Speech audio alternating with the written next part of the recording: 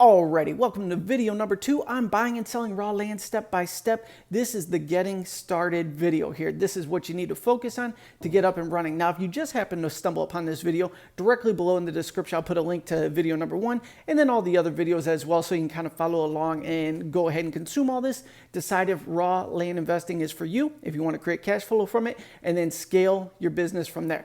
But getting started, we got to keep things incredibly simple. Now, let's go to this with the mindset that you've never done a land deal in your life. Whether you're an extremely experienced real estate investor or a complete newbie across the board, let's just say land stumbled upon your plate, we want to know what to do.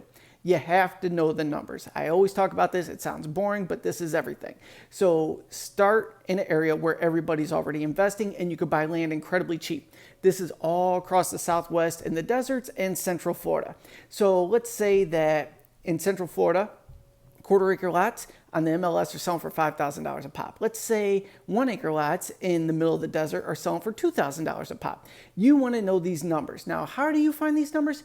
You want to go to all the land investing platforms. So this is going to be, you could even check Zillow actually, but Zillow, then go to Land Flip, Land and Farm, Land Central, Land Century, the list goes on and on.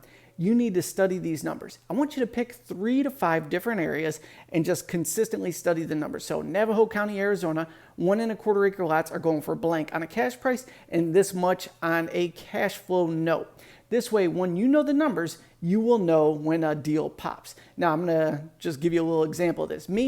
Everybody's talking about NFTs right now. I'm a little bit intrigued by the space, but I know nothing about it. So what did I do? I opened up an account. I started tracking what things were going for. I saw a deal, I made a purchase. I may have lost money on it, I don't know yet, but that's how you do this. You wanna go ahead and track the numbers, and when you see something come up well below those numbers, that's where you wanna go ahead and strike and pick up your first property. We're not doing that quite yet. In this video, you're studying the numbers. So as a recap, study the areas. I would say focus on Central Florida, Valencia County, New Mexico, and then in Arizona, look at Apache County, Navajo County, and Cochise County, just for starters. Obviously, do whatever you want, but I think this is a fantastic place to start. These are the marketplaces that I'm in, and I have no problem selling land there. So I would say consider it for yourself. Go on there, start studying cheap lots, and we're focusing on cheap in the beginning. We could always go as big as we want later.